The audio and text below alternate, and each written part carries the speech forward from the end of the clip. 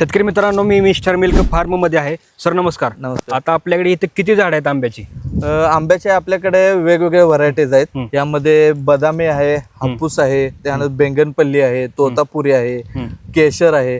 Sir total सगळे मिळून एक 3,500-4 हजार झाडे आहेत आपल्या फार्मवर. आता हे झाड कुठल्या याचं आहे? variety? हे जे आहे हे बदामी आहे. आता ह्याचे सुद्धा हार्वेस्टिंग सुरू आहे. बर, जे आंबे प्रत्येक सीझनला असतात का? प्रत्येक सीझनला आपल्याकडे आंबे असतात.